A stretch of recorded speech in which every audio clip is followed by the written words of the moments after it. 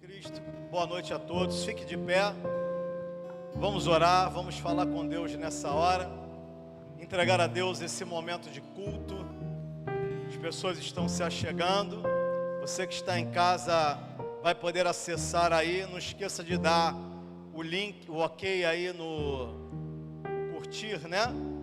No sininho, clicar no sininho, para sempre que a gente estiver ao vivo, você poder estar conosco, louvando, adorando, engrandecendo e juntos crescendo na graça do Senhor Jesus Cristo.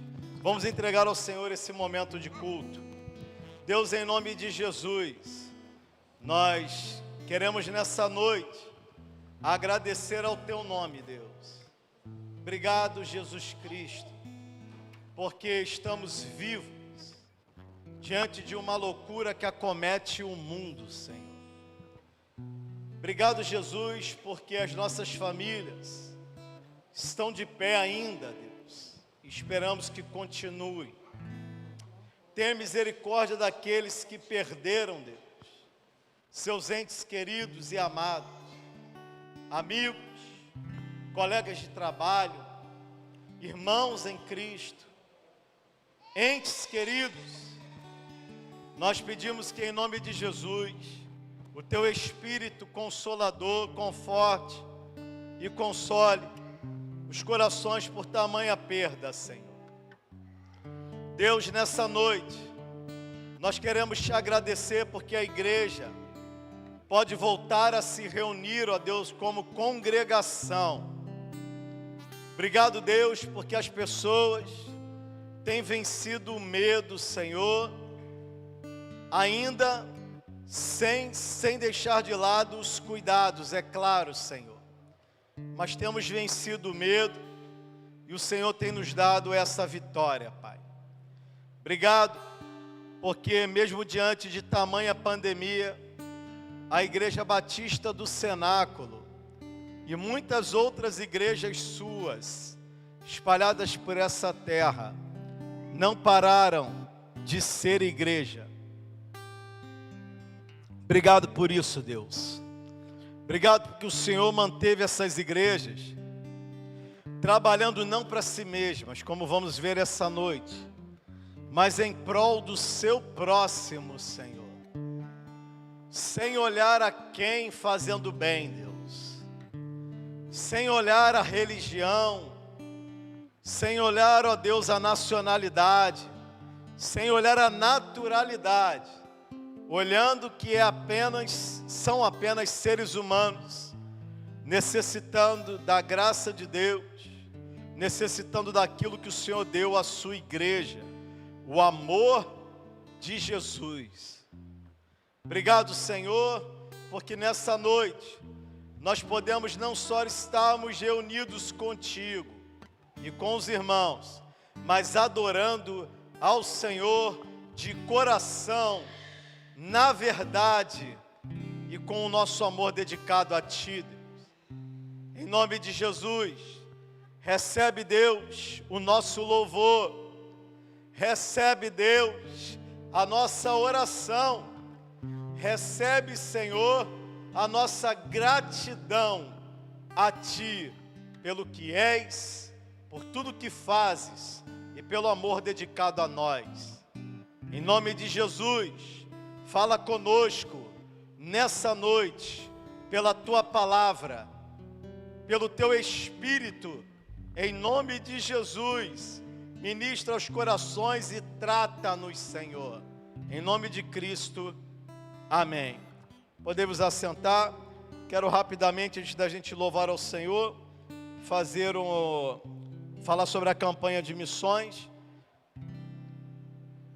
Ele nos amou primeiro, é a nossa campanha em suas Bíblias, em Atos dos Apóstolos, no capítulo 2.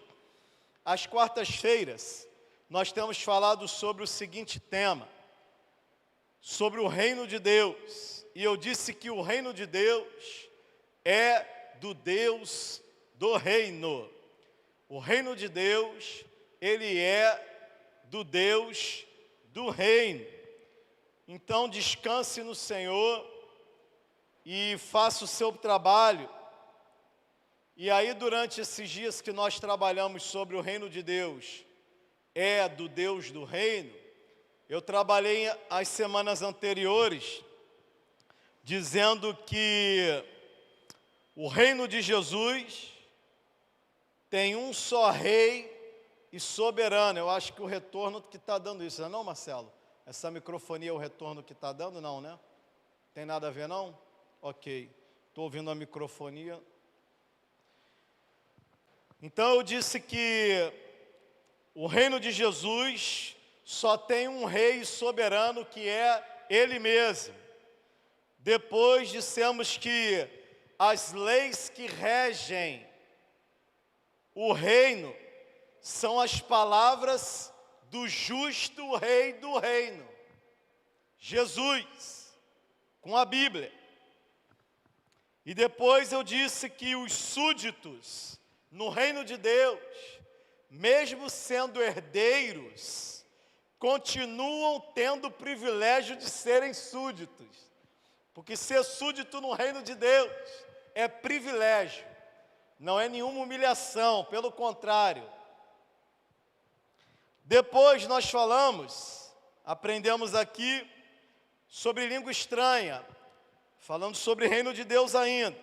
E eu disse que tem gente que fala uma língua que é tão estranha que nem Deus entende.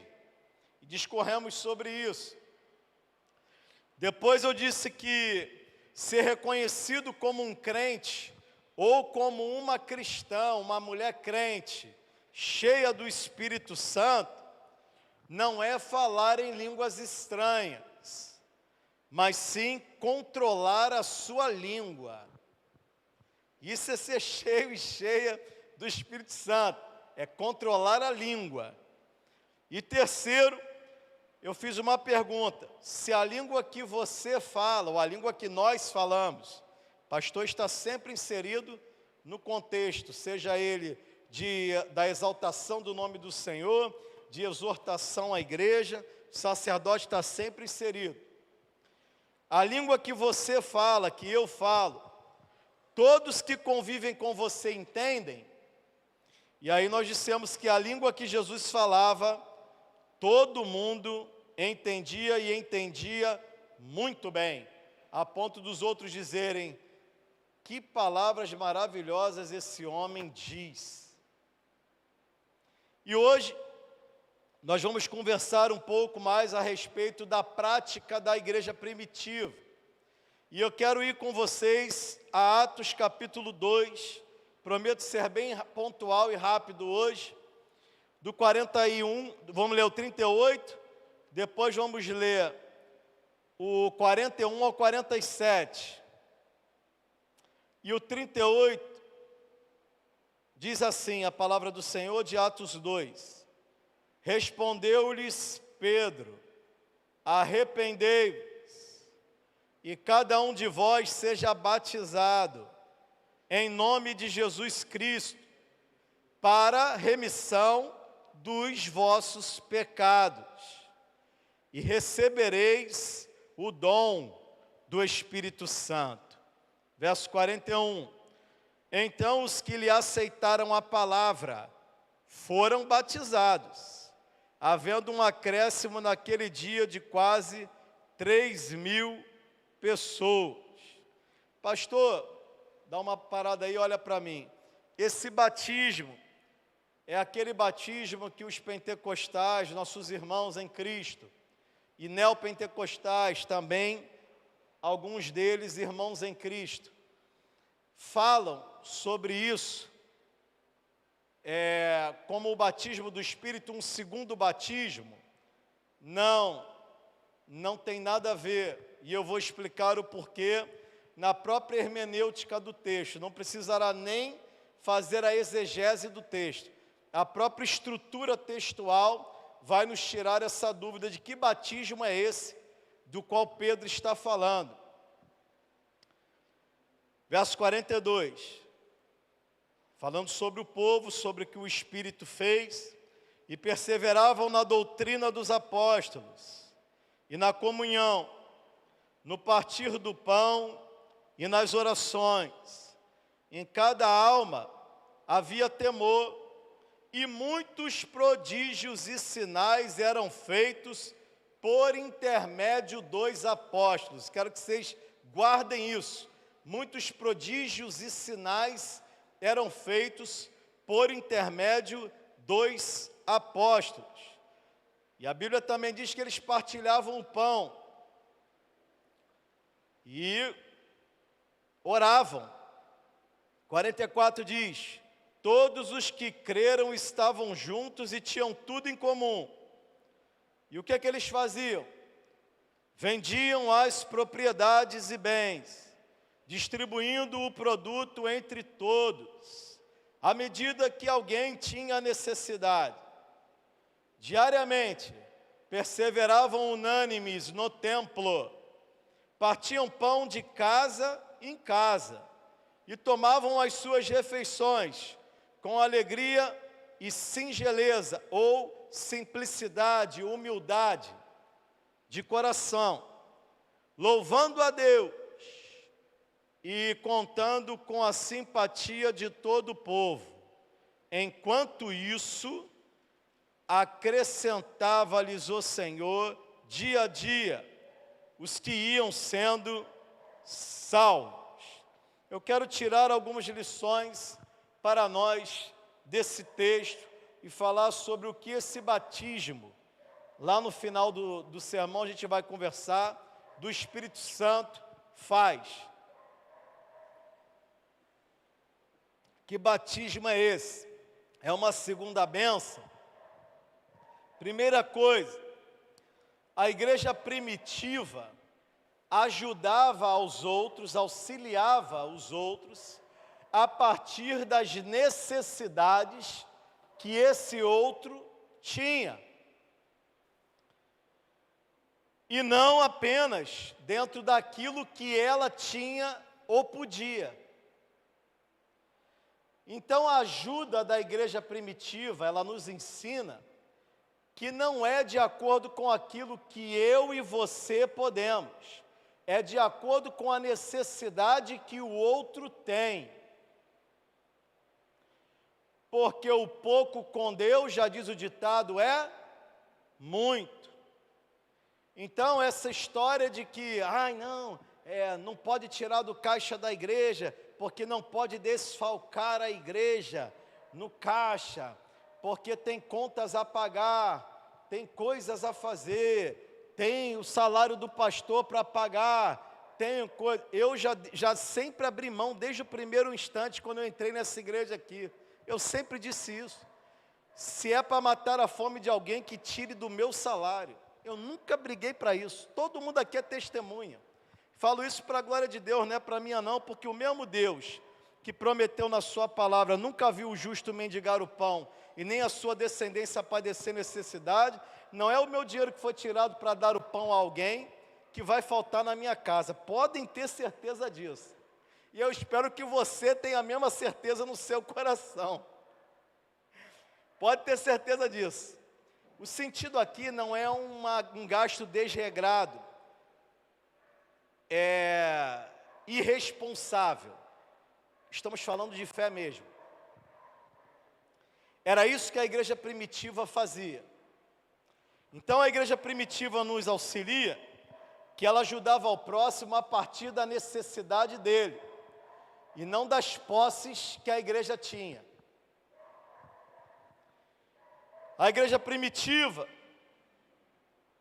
ela cuidava do cidadão e da necessidade dele, sabendo que se o cidadão, um membro que pode ou não ser da igreja cristã, pode nem ser da igreja, ou nem crer no Deus da igreja, se um ser humano necessita, ele tem uma necessidade, o texto de Atos nos demonstra que a igreja tem uma obrigação espiritual em Cristo de atender a necessidade deste ser.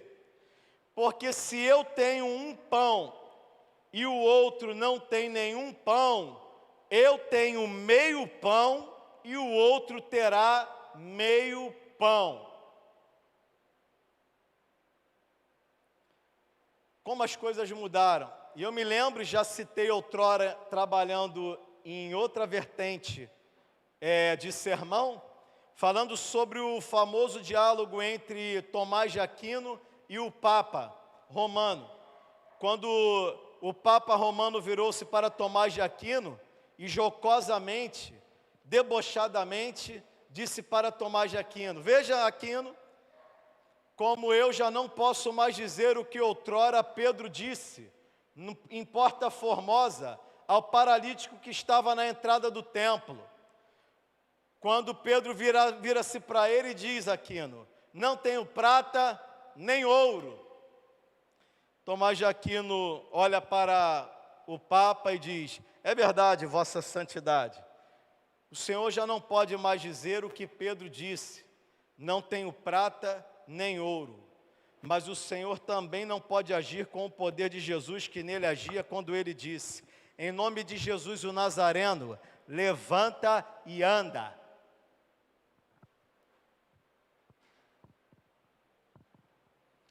Em nome de Jesus o Nazareno, levanta e anda. A igreja primitiva ajudava o próximo a partir das necessidades dele e não das posses que ela tinha.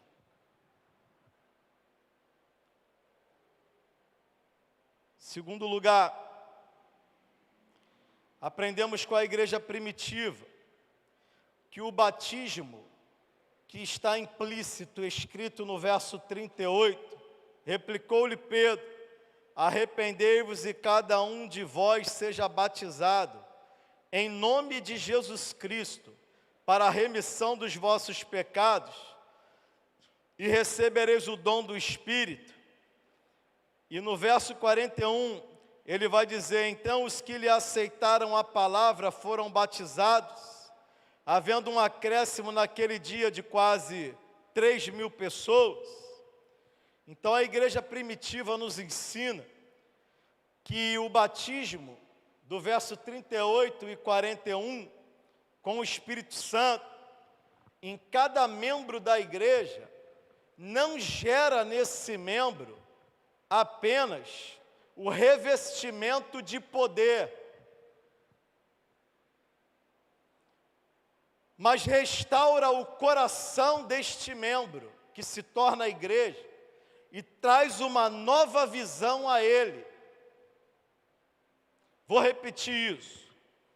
A igreja primitiva nos mostra, no verso 38 e no verso 41, que esse batismo do Espírito Santo para a remissão de pecados não serve, não é apenas para um simples revestimento de poder, não é apenas para a comissão de dons espirituais para a igreja, não, ele é para transformação de coração, gerando nesse ser transformado uma nova visão espiritual, a qual antes ele não tinha. Sim. Por que o senhor está dizendo isso, pastor? Samuel Camaleison, certa vez disse a seguinte frase: você só possui aquilo que você doa. Você só possui aquilo que você doa. O que você não consegue doar, possui você. Samuel Camaleison disse isso. Você só possui, você só é dono, você só é senhor das coisas que você consegue doar. Aquilo que você não consegue doar, é isso que possui você. A igreja primitiva nos ensina que o batismo com o Espírito Santo em cada membro da igreja não gera revestimento de poder apenas e capacitação de dons espirituais, mas restaura o coração e traz ao novo membro da igreja, a nova igreja, uma nova visão do reino de Deus. Tu não vai levar nada dessa terra, eu já disse isso aqui. Abre esse coração, deixa o Senhor converter a tua alma. Permita-se isso. Eu duvido que na tua mesa vai faltar alguma coisa. Eu já contei para vocês a experiência do meu pai com um mendigo baita. Não vou repetir a experiência. Eu só quero dizer uma coisa para vocês. Desde quando do meu pai, que era católico apostólico romano, eu aprendi isso. Meu pai se converteu bem no final da vida, há um ano antes dele falecer, novo, morreu aos 59 anos. Desde que lá em casa, eu e a minha irmã do meio, ela é kardecista, aprendemos isso com meu pai. Nunca faltou o pão de cada dia. Já tive desempregado vários meses. Minha mãe já teve sem salário, na época que ainda não era aposentada, vários meses. No único dia que ia faltar comida, a irmã Lourdinha da Igreja Assembleia de Deus, que provavelmente está nos assistindo, a gente estava em oração em casa, ela chegou às 5 da tarde com uma cesta básica, e disse, eu não sei porquê, mas Deus mandou eu entregar aqui. Eu falei, pode entregar porque eu sei porquê que Ele está entregando. É por causa da misericórdia e graça dEle, não é por causa da minha oração apenas, não. É misericórdia e graça do Papai do Céu, do Senhor. Então aprendemos com a igreja primitiva, que o batismo com o Espírito Santo, em cada membro da igreja, não gera apenas revestimento de poder e capacitação de dons espirituais, mas restaura o coração, transforma a visão, traz novamente para uma mente que estava demente para as necessidades dos outros. O Senhor traz essa capacitação, essa restauração, através de quando nós somos imergidos, submergidos, mergulhados no Espírito Santo de Deus, e por isso batizados nele. Esse é o verdadeiro batismo. Não é quando você sai de ladinho e já vem no ripa lá para trás. Não é quando você roda no poder, na manifestação aí, ó. Não. Isso podem considerar como o batismo do Espírito. Mas a palavra me demonstra que o batismo com o Espírito Santo para a remissão de pecados é aquele no momento da conversão e depois nas águas, que é um ato público. Mas o que acontece é aqui dentro, que ele inunda esse coração e limpa por completo, para que as suas posses não sejam mais suas, mas de todos aqueles que dela necessitem, precisem dela. E a Bíblia também vai dizer que eles perseveravam diariamente, unânimes no templo. Pastor, havia sacrifícios nesse templo, aonde os apóstolos iam? É uma pergunta que muita gente faz. Aqueles sacrifícios veterotestamentários aconteceram no Novo Testamento, nos tempos de Jesus? A resposta é um enfático sim. Por que um enfático sim? Porque eles iam no templo e numa das passagens o Senhor Jesus expulsa os cambistas do templo. Por quê? Porque eles vendiam os animais na entrada do templo para o sacrifício, para o holocausto. Então, nos tempos de Jesus, havia sim no templo sacrifício de animais, ainda. O texto é muito claro para nós. E por que Jesus expulsa os cambistas de lá? Com azorrague de cordas, ou um chicote, o que você quiser chamar. Porque não era simplesmente o comprar o animal e o oferecer. Porque se você está oferecendo o animal como sacrifício de pecados, embora fosse já desnecessário pela presença do Cordeiro de Deus, Se você está oferecendo, você tinha que imputar sobre o animal. Imputar eu já ensinei a vocês, é um termo jurídico, é atribuir culpa a alguém por algo ilícito por ti cometido. Então você atribui a este ser a culpa que você tem, que pertence a você. Por isso que o sacrifício de Jesus é vicário, é substitutivo, ele paga o preço por nós. Então eles não, na hora de comprar o animal, eles não era um animal de cria da casa. Eles não tinham identificação, é como você comprar uma pomba dessa que fica na rua aí, e ir lá e oferecer, não tem nenhum sentimento, nunca viu a pomba na vida, está vendo agora. Mas seria diferente de pegar esse cachorrinho que está contigo há 10 anos. Era esse o sentimento que tinha que ter. Fui claro, igreja? Amém ou não? Não ouvi, amém? Entenderam? Era esse o sentimento. Então Jesus diz que eles fazem de Deus casa de comércio, porque eles tiram a questão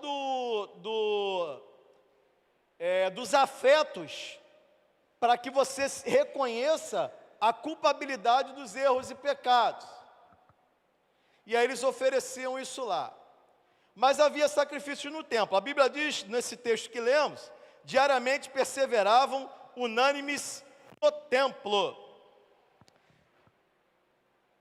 E isso também uma prova de que eles perseveravam e faziam as coisas no templo, a ponto de que Pedro e João, na hora nona, entravam no templo e encontraram esse homem do qual Tomás de Aquino fala para o Papa. Eu não tenho prata nem ouro, mas o que eu tenho, isso te dou. Eles estão à porta do templo Formosa. Eles estavam indo ao templo. Pedro e João, em Atos 3.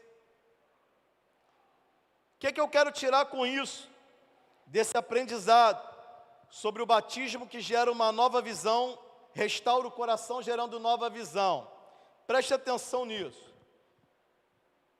O primeiro a romper com essa questão do templo enquanto cimento, pedra, tijolo, seja lá o que for, foi Estevão.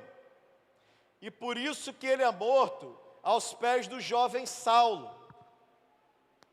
O primeiro a romper com essa adoração que muitos cristãos têm pela Arca da Aliança e pelo templo foi Estevão.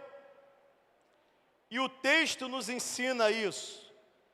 Quando em Atos dos Apóstolos, no capítulo 7, do 48 ao 49, Estevão prega um sermão de arrepiar a alma e de trazer ódio aos corações dos judeus, com tamanha verdade que era dita por Estevão. Pedro, Tiago e João ainda iam no templo, estavam lá em Jerusalém. Estevão estava rompendo com essa tradição templária, de que Deus se manifesta no templo, de que Deus se manifesta na Arca da Aliança, de que é preciso ter alguma coisa fabricada para que o Senhor se mostre. Estevão está rompendo com isso, e por isso que Saulo consente na morte dele. Em Atos capítulo 7, versos 48 e 49, Estevão vai dizer no sermão dele enfático: mas o Altíssimo, está falando de Deus, não habita em templos feitos por mãos de homens, como diz o profeta: o céu é o meu trono, a terra o estrado dos meus pés. Algumas traduções aparece o escabelo dos meus pés.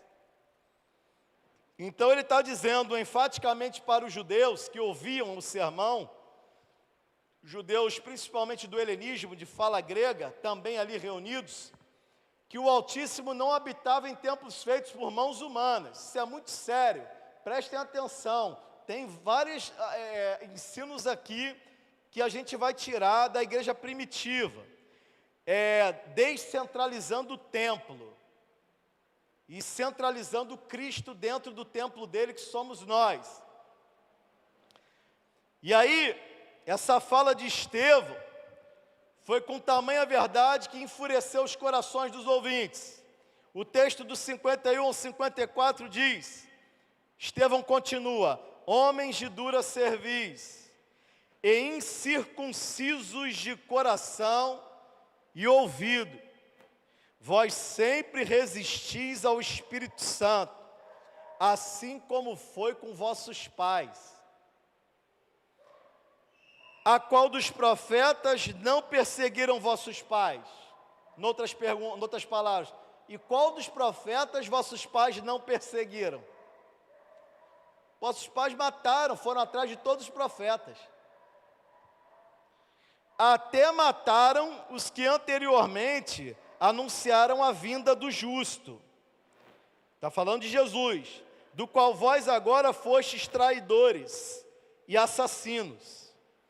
Vós que recebestes a lei por ordenação dos anjos, e não aguardastes. E ouvindo eles isto, enfureciam-se em seus corações, e reagiam, e rilhavam os dentes contra ele. Estevão começa a dizer para eles: que negócio é esse de templo? Para que ir a templo? E é por isso que a Bíblia diz no final do verso que Saulo consentia na sua morte. Por que Saulo não correu para Jerusalém direto? Para pegar Pedro, Tiago e João? Exatamente porque Pedro, Tiago e João, diferente do primeiro mártir da era cristã, que é Estevão, compartilhavam ainda da entrada no templo. Compartilhavam ainda dos sacrifícios no templo. Quando Estevão racha com isso e entende que Jesus falava do templo, era ele mesmo, e que o templo que ele queria fazer era a transformação, era o batismo do Espírito no coração do ímpio para que se tornasse um crente, e uma habitação perpétua, eterna dele. Quando Estevão entende isso, ele rasga com essa visão veterotestamentária. E aí Saulo arrebenta com ele, permite que ele morra apedrejado, a ponto do sangue dele espargir sobre as vestes de Saulo.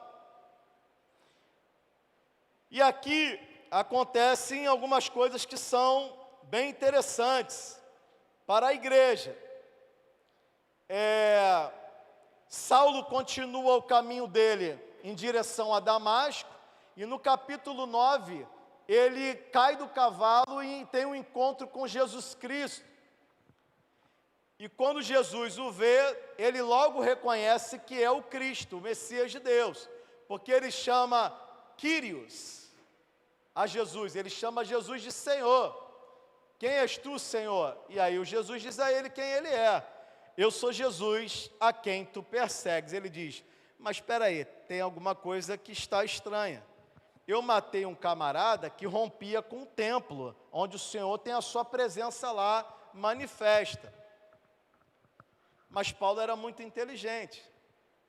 Se eu estou perseguindo os cristãos indo em direção a Damasco com a carta do sacerdote dada a mim, para matá-los, então, esse Estevão estava certo, porque ele está rompendo com essa tradição, pois se o Senhor está aqui na minha frente, num caminho de Damasco, que não tem nada de santificado, não é templo, alguma coisa está batendo agora que eu estou entendendo.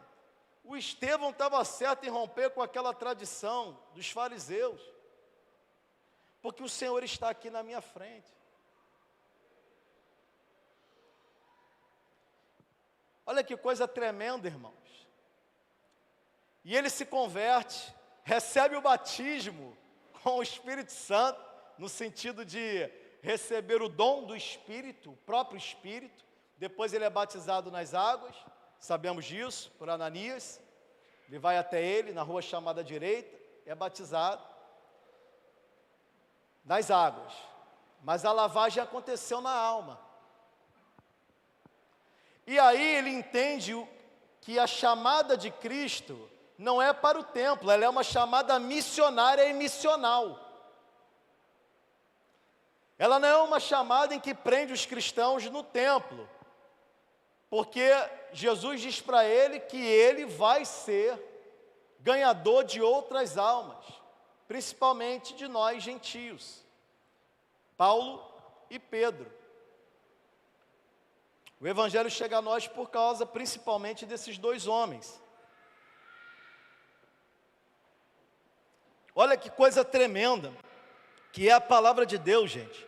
Olhem que coisa tremenda. Aí, Saulo percebe que tem alguma coisa errada, se converte a Jesus. E o que acontece quando ele se converte a Jesus? De perseguidor ele passa a ser perseguido. Já estou encerrando aqui, tá? 10 minutos se eu tenho. De perseguidor ele passa a ser perseguido. Só que o sermão que ele ouvira de Estevão, o qual ele consentira no seu apedrejamento, ficou tão agarrado na alma dele e auxiliou na conversão de Saulo, que agora é Paulo, que no Areópago de Atenas, Paulo repete o sermão de Estevão, quando discorrendo aos filósofos atenienses, epicureus e estoicos, que ali estavam, Paulo vai recitar o que Estevão recitou. Vejam Atos 17, 23 e 24, se não está muito semelhante com Atos 17, com Atos 7, 48. Atos 7, 48, Estevão disse: mas o Altíssimo não habita em templos feitos por mãos de homem. Mas o Altíssimo não habita em templos feitos por mãos de homens. Isso foi Estevão, e que Saulo ouvia. Agora olha o que Paulo, transformado e batizado pelo Espírito, com a visão modificada, vai dizer aos atenienses, epicureus e estoicos. Verso 24 e 25. O Deus que fez o mundo e tudo que nele há, sendo Senhor do céu e da terra, não habita em templos feitos por mãos de homens, nem tampouco é servido pelas mãos dos homens, como se necessitando de alguma coisa, pois Ele mesmo é quem dá a todos a vida e a respiração e todas as demais coisas. Viram o que o batismo com o Espírito Santo, no Espírito Santo faz? O batismo no Espírito Santo, em cada membro da igreja, não gera apenas revestimento de poder e comissiona o homem nos dons espirituais. Não, ele restaura o coração do homem, do novo homem, traz a ele um novo coração, uma nova visão, um lavar regenerador, purificador, abençoador, que não vê mais o templo como algo principal da manifestação de Deus, mas vê o homem como alguém que pode ter o Deus manifesto nele. A ponto de Jesus dizer: a qualquer destes pequeninos, quando o fizestes, a mim estareis fazendo. Tanta coisa a gente tira desse texto, gente. Na igreja primitiva, quando se pregava a verdade que é Jesus, as pessoas tinham as suas vidas transformadas. Hoje, quando o pastor, o sacerdote ou algum missionário prega a verdade que é Jesus, as pessoas não mudam a vida, elas mudam de igreja.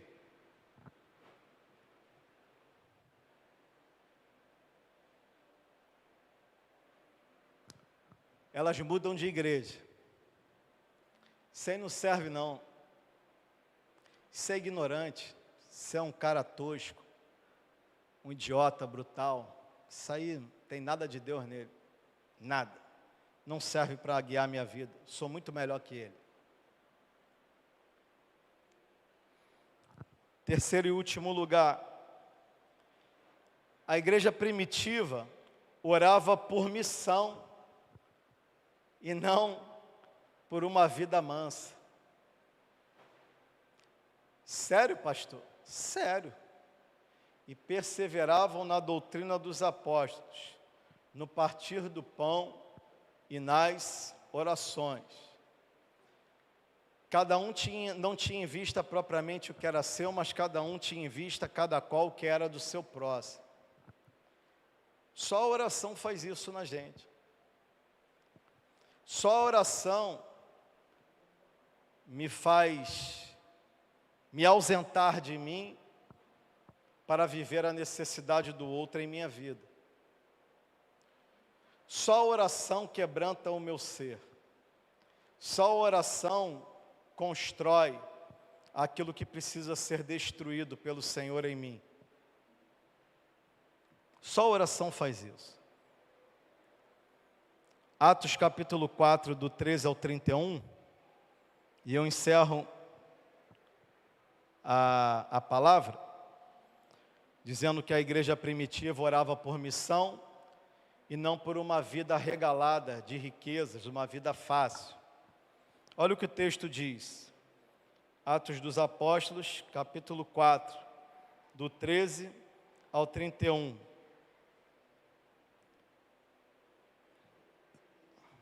Vendo com eles o homem que fora curado, nada tinham que dizer em contrário.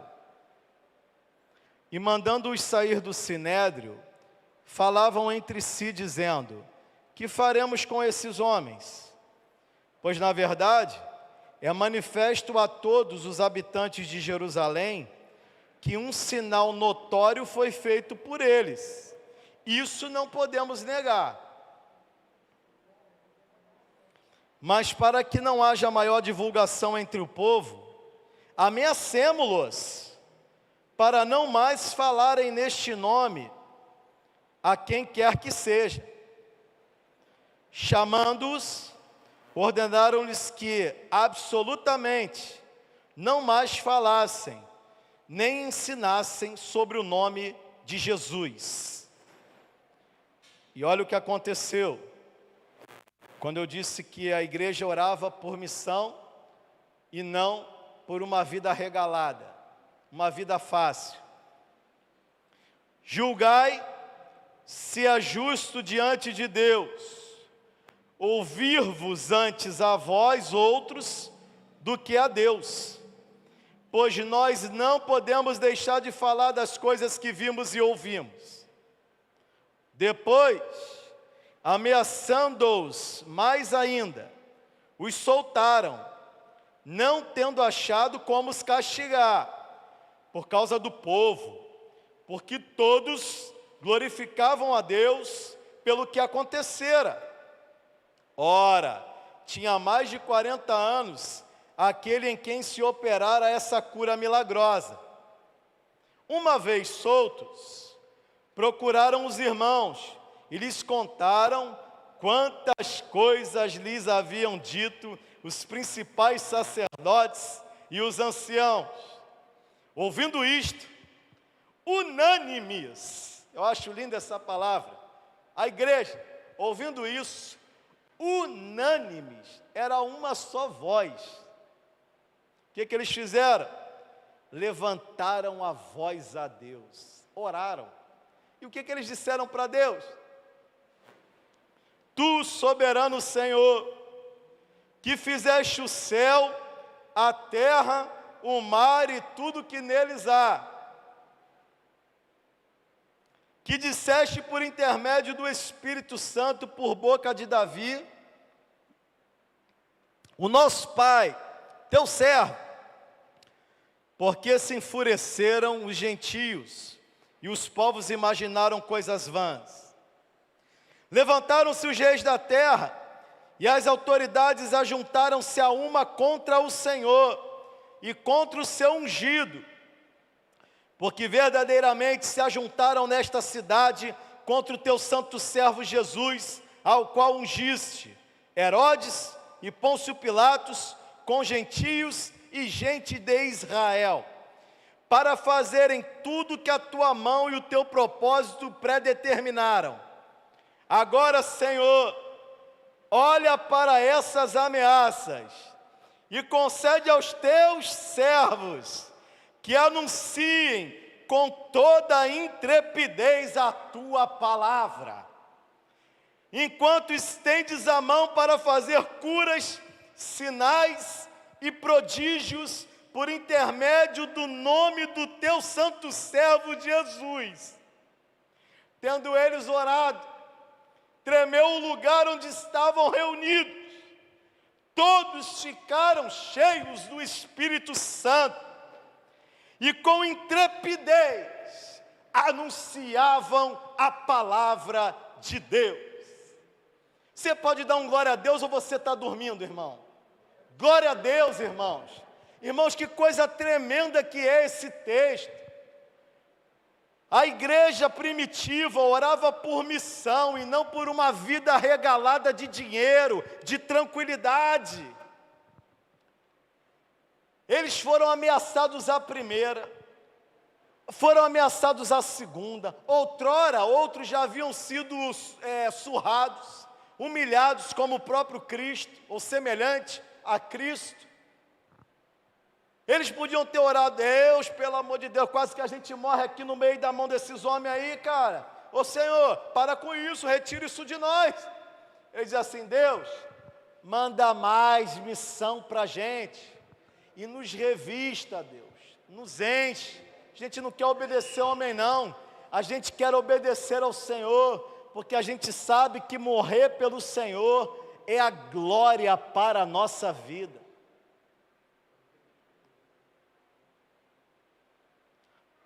Eu encerro te fazendo uma pergunta: pelo que você tem orado?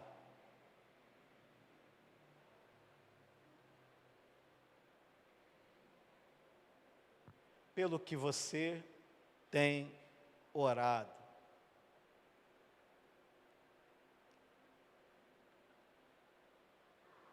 Deus nos abençoe. Domingo, 9 horas da manhã, estaremos aqui, firmes e fortes, se o Senhor não me levar, ou se Ele não voltar para nos levar. Estaremos aí, de 9 às 10 na escola bíblica, não perca, temos tido um número bem pungente, bem abastado de gente chegando aí, graças a Deus por isso. Tivemos novos convertidos domingo passado, esse pessoal que a igreja ama, e que você que doou as cestas, foram pessoas que pegam as cestas aqui, que vieram ao culto no domingo, entregaram suas vidas a Jesus. Viram o amor de vocês, como é que demonstra o amor de Deus pela vida das pessoas, e elas podem conhecer esse Deus que nós conhecemos? Olha que coisa tremenda o que o amor faz. Viram? Que coisa tremenda. Gustavo chegava a chorar, tadinho, lá dentro. Tadinho não, chorava de alegria, lá dentro do gabinete pastoral. Pastor, há quanto tempo não vemos isso? Há quanto tempo não vemos? E a glória toda de quem? Do Senhor, porque João disse que o homem não pode receber coisa alguma, se do céu não lhe for dado. Deus, em nome de Jesus, nós louvamos o Teu nome, agradecemos e engrandecemos a Ti. Queremos que o Senhor nos ensine, Deus, a ser como uma igreja primitiva. A Deus, não olhar para o que podemos, mas olhar para o que Tu podes e para a necessidade dos outros que a têm, Senhor, e atender essa necessidade. Queremos, Deus, que a conversão, que é o primeiro batismo, Deus, na verdade, único, que recebemos com o Seu Espírito, o outro é apenas a confirmação do primeiro ato do lavar regenerador do Senhor em nós, ela aconteça de forma abrangente na Tua igreja, Pai. Aqueles que pensam que são e não são, que venham a ser em Ti, Pai, para a glória do Teu nome. E aqueles que são e sabem que são em Ti, realmente com a certeza da conversão, não se encham de orgulho, mas se enchem do Teu Espírito, Pai. E que a igreja, Senhor, primitiva, nos ensine que a igreja precisa buscar a missão, orar por missão, e não orar pela riqueza material apenas, Deus, ou somente. Porque se no nosso coração formos ricos, Senhor, e depois nos tornarmos ricos, ó Pai, financeiramente também, nós temos a certeza, Pai, de que milhares de pessoas poderão ser ajudadas, porque nada mudará dentro de nós, caso o Senhor nos abasteça com mais dinheiro, Senhor. Pois o Senhor já fez toda a transformação dentro de nós, Pai. Nada mudará, Senhor, no nosso coração. Apenas, ó Deus, conseguiremos atender a mais pessoas, a mais necessitados. Poderemos estender as estacas do Teu amor e do Teu reino para outras vidas, Senhor. Que a nossa busca principal seja pela oração por missão, e não oração por coisas fúteis, efêmeras e passageiras. Em nome de Jesus, dá-nos um meio para o fim de semana, abençoadíssimo com a presença do Teu Espírito em nós. Transforma-nos, Senhor, a cada dia, como uma igreja que o Senhor se alegra, como a igreja que o Senhor escolheu perpetuamente habitar. Em nome de Jesus, leva-nos em paz, em Cristo Jesus.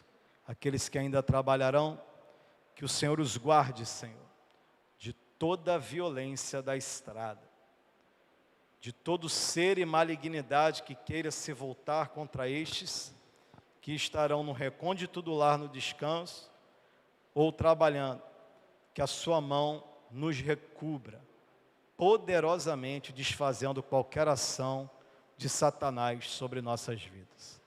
Em nome de Jesus Cristo, e que a graça do nosso Senhor e Salvador Jesus o Cristo, o amor de Deus o Pai, a comunhão e as consolações do Espírito Santo de Deus, permaneçam conosco, hoje e para todo sempre.